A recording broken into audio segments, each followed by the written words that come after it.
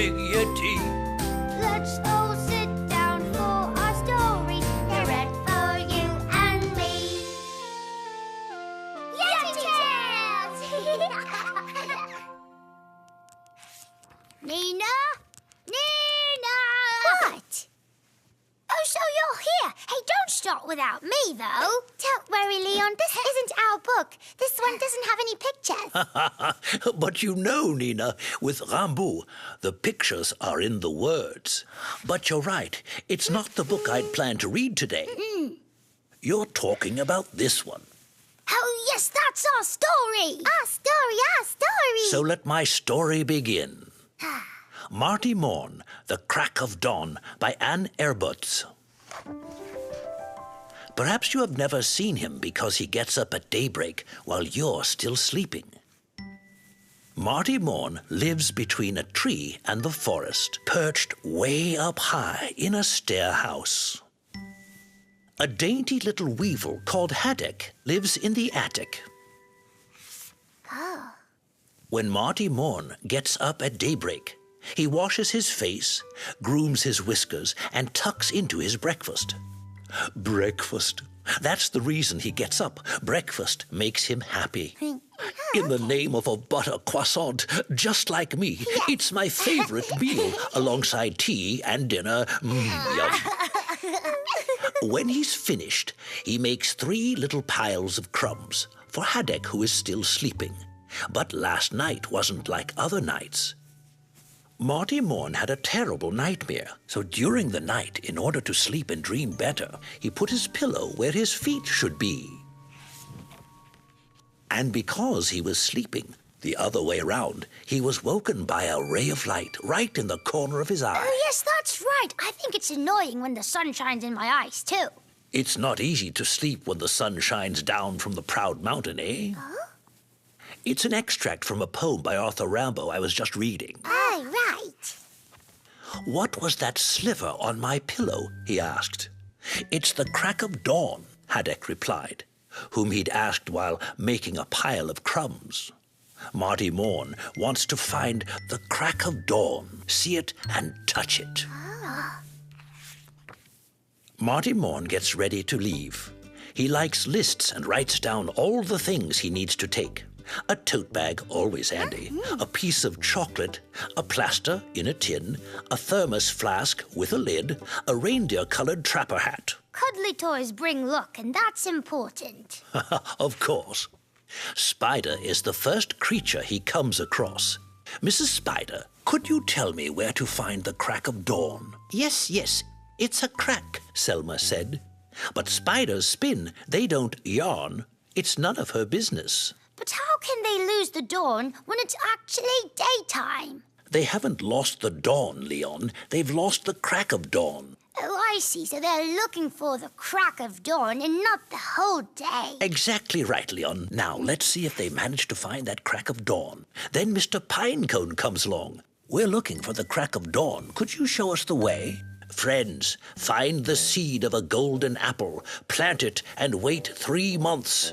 He's fibbing, that's obvious, says Pinocchio the mole. The crack of dawn is a meteor.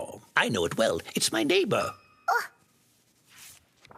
None of that will help us find the crack of dawn, Martie Morn sighs, unwrapping his chocolate. They sit on a tree trunk and wake the old log. What's that crack? It's a ring of smoke, the old log mutters. But the smell of chocolate has drawn Grizzly out of the forest. Grizzly, the bear, a real one. Oh, there's the real bear. He's sure to know where to find the crack of dawn. Why's that? Well, because he's a real bear. Dearest bear, do you know about the crack of dawn? It must be... Grizzly sniffs. A trickle of honey. You're walking across a field of mushrooms. The great riflemen and grenadiers stop them in their tracks. But, Mr. Policeman, we're looking for the crack of dawn. The crack of dawn? It's gunfire, the great rifleman says. Crack on now. Hold on, the spider said it's a crack, the log said it's a ring of smoke, the bear a trickle of honey, the rifleman said it's gunfire. Oh, that's nonsense. Well, apparently everyone is having a crack. Suddenly, Teddy Tig, the cuddly tiger, jumps out. I can tell you the crack of dawn springs from the golden eye of a tiger, a Kamchatka tiger. Climb on my back, I'll take you right there. He winks at them and races off. Oh, it's about time. Uh-oh. Haddock and Martie Morn fall off their mount and land in front of Chuck the donkey in a little valley where light teems down. Where are you going head first and all asunder? We're looking for the crack of dawn. It's an anticyclone without doubt, says the drenched donkey. It's a little annoying. They're never going to find that crack of dawn. Patience, Leon, patience. Hey, carrots and twiddle twaddle. The crack of dawn is a bedsock with holes, chuckles for me to know the cat. Gobbledygook, it's a cracking birdsong, says his cousin, for you to find out. It is undoubtedly a real mystery. Crack, cracking, crack on now. What a crack. I'm terribly tired, says Martie Morn. We should head back. The sun is going down, says Haddock. Poor things, no one's helping. Maybe they should have asked the sun. But Leon, the sun cannot talk. Oh, yes, that's true. Tweet, tweet, tweet, tweet. They look back, but don't see a thing. Oh, well, maybe you can't actually see the crack of dawn. Go on, Yetili.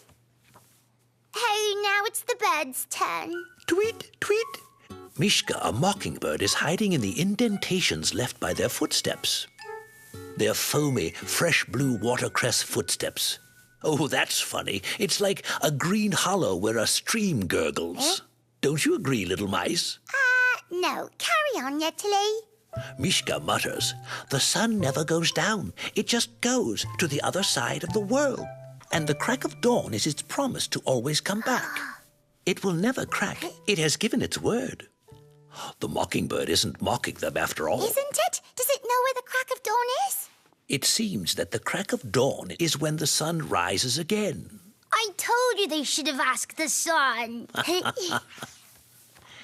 And that is the end of this story. Full stop. And there we go, little mice. My story is done for today. And now we'd best disappear before the break of day. Thanks, Yetili. Bye-bye. Bye-bye, Yetili. Between now and then, I might just take a little spin around the early hours. Yeti Tales! Woohoo! Chop, chop! We're explorers in the jungle of doom. Ha ha! Da-da-da-da! Da-da-da! Yee-haw! Ay-ay-ay-ay-ay!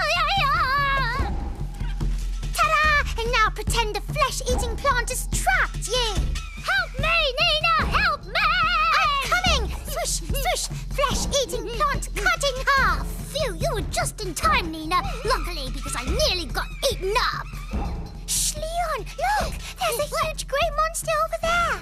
Yes, careful. It's a mutant jungle elephant and it's very, very dangerous. You think? It's moved!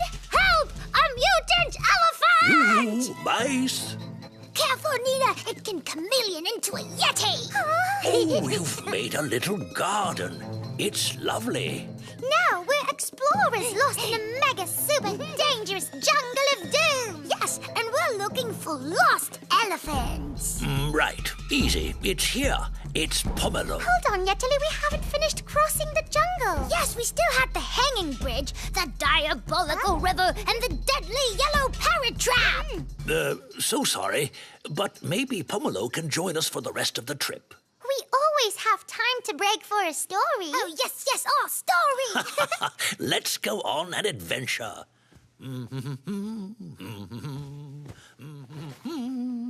Yee-haw! You sitting comfortably, little mice? Yeah! And so my story begins. Pomelo Discovers by Ramona Badescu and Benjamin Shaw. Some days are like days, but other days are like a dandelion going puff, Pomelo thinks to himself. He suddenly has the urge to take a walk to hear the breeze and to watch the changing scenery. So he's not actually crossing a jungle then? No, he's going on a walk. But a walk is quite an adventure for such a small pink elephant. And he's not going alone because, you see, it's a walk with Stella. Is Stella his girlfriend? I think so. So his girlfriend isn't Pomelo? No, it's Stella, the starfish. Oh. They let their feet choose the path, and the path carry their feet. Oh?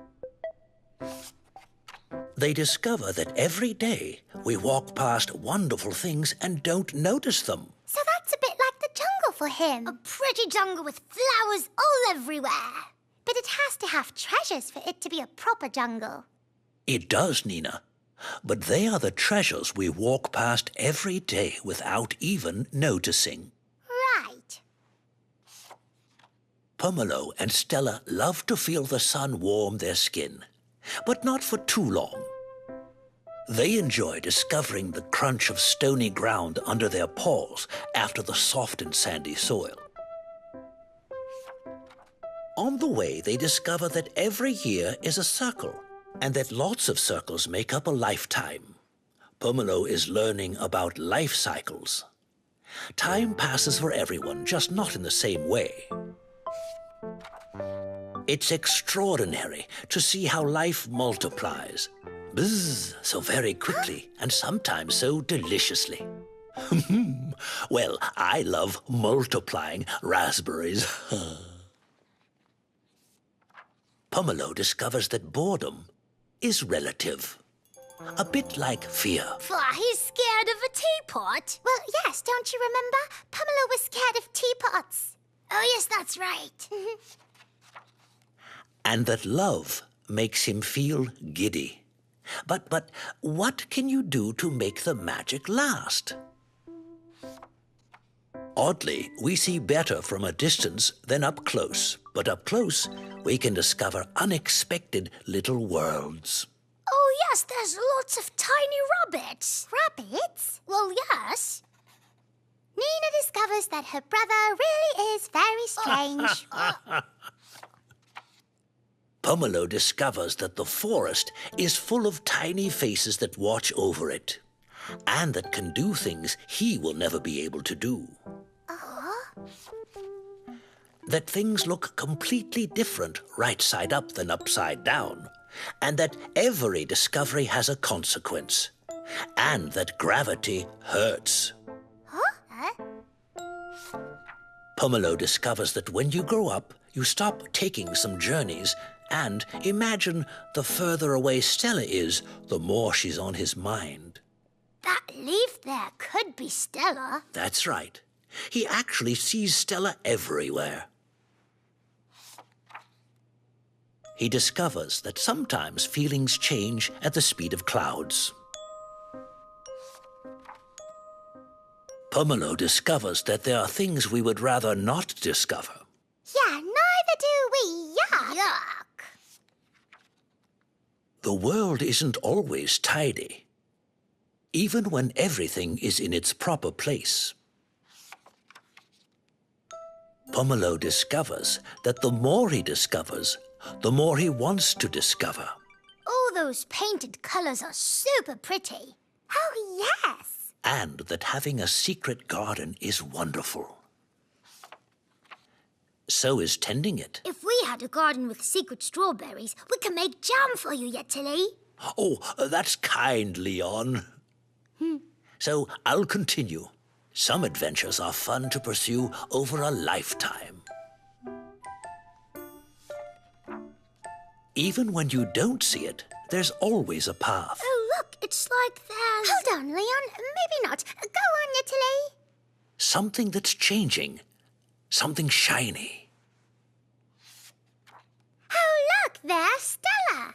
I should have got to say that. Some discoveries are just like real treasures. And it's even more amazing when you share them. Pomelo senses the world is full of things to be discovered, but also that some discoveries need time to sleep. I'd really like to go exploring too, just like Pomelo. Well, that's the journey of life, Leon, and you have all of yours ahead of you in the name of a candy floss. And so, my two little mice, my story is done for today. Oh, that was great, Yetili, hey, Leon, how about we finish our adventure too? Oh, yes, we're going to have a journey of life adventure with strawberries. Maybe later. First, let's head back to the hanging bridge. Oh, yes! Oh, right. And what do I do, mice? Well, you can be the yellow parrot. Da-da-da-da-da-da-da. Oi, oi, oi, oi. Yeti Tales! Are you sitting comfortably, little mice? Yes. So let my story begin. Good Morning, Neighbor by Davide Kali and Maria Deck. A mouse wanted to make an omelette. To make an omelette, the mouse needed an egg, but he didn't have one. So he thought, I'll go and ask my neighbor, the blackbird. Good morning, neighbor. Do you have an egg that I could use to make an omelette? I'm sorry, I don't, said the blackbird. But I do have flour. With an egg, we could make a cake. Let's go and ask my neighbor, the dormouse. Oh, a cake. What a great idea. That's even better. A mouse and a blackbird wanted to make a cake. Good morning, neighbor. Do you have an egg that we could use to make a cake? I'm sorry, I don't, said the dormouse. But I do have butter. You'll need butter to make a cake. For the egg, we can ask my neighbor, the mole. A mouse, a blackbird, and a dormouse wanted to make a cake. Is it starting over again? Well, Leon, I think that is the point. Oh, I see. Good morning, neighbor. Do you have an egg that we could use to make a cake? Sorry, I don't, said the mole. But I do have sugar. You'll definitely need sugar to make a cake. Perhaps my neighbor, the hedgehog, will loan us an egg. A mouse, a blackbird, A dormouse and a mole. wanted to make a cake. Good morning, neighbor. Do you have an egg that we could use to make a cake? I'm sorry, I don't, said the hedgehog. What kind of cake do you want to make? I have apples. Maybe we can make an apple cake. My neighbor, the raccoon, might have an egg. A mouse, a blackbird, a dormouse, a mole, and a hedgehog wanted to make a cake. Good morning, neighbor. Do you have an egg that we could use to make a cake? I'm sorry, I don't, said the raccoon. But I have cinnamon to add flavor. Let's go see if my neighbor, the lizard, has an egg. A mouse, a blackbird, a dormouse, a mole, a hedgehog, and a raccoon wanted to make a cake. Good morning, neighbor. Do you have an egg that we could use to make a cake? I'm sorry, I don't, said the lizard. But I do have raisins. Tiny sugary raisins. For the egg, we can ask my neighbor, the bat. A mouse, a blackbird, a dormouse, a mole, a hedgehog, a raccoon, and a lizard wanted to make a cake. They already had flour, butter, sugar, apples, cinnamon, and raisins. The only thing missing was an egg. They don't have an egg yet, but they do have all the ingredients to make a scrummy crumble in the name of an apple tart. Well, instead of trying to find an egg, they should just come and ask you for a recipe. Why not? Right, let's read on. Of course I have an egg, said the bat. Yes, they finally have an egg. The neighbors finally had all the ingredients they needed. And so they began. The blackbird poured the flour, the bat broke the egg, the dormouse added the butter, and the mole stirred in the sugar. The mouse mixed the dough, then the hedgehog added the apples, the raccoon sprinkled the cinnamon, and the lizard topped it with raisins. They have everything. Nearly. All we need now is an oven. Let's ask our neighbor, the owl, said the lizard. Oh, yes. A mouse, a blackbird, a dormouse, a mole, a hedgehog, a raccoon, a lizard, and a bat wanted to make a cake. Good morning, neighbor. Could we use your oven to bake a cake? Certainly, said the owl, so all of the animals joined the owl in her kitchen. The cake finally came out of the oven, and it was perfect. But when it was time to serve it, the owl asked, how many slices should I cut? The blackbird put in the flour, so she gets a slice. The dormouse Put in the butter, so he gets a slice. The mole Offered the sugar, so obviously she gets a slice. The raccoon Oh, no, Leon. It's the hedgehog who provided the apples. So he gets a slice too. The raccoon Yes. A slice also goes to the raccoon for adding the cinnamon. The lizard And a slice goes to the lizard for pitching in the raisins. The bat A slice goes to the bat for putting in the egg. Yes. And we must not forget a slice for the owl for the use of her oven. So that makes 8 slices in all. What about me? Asked the mouse. Oh no, did they forget about the mouse? You didn't put in anything, said the dormouse. So you don't get a slice. And anyway, it's hard to cut a cake into 9 slices. The mouse went away sadly, while the other animals began to divide the cake. That really isn't very nice. Let's see what happens. Well, said the blackbird, if the mouse hadn't asked me for an egg, I wouldn't have thought about giving him flour to make the cake. And if he hadn't asked me for an egg, I wouldn't have put in the butter, said the dormouse.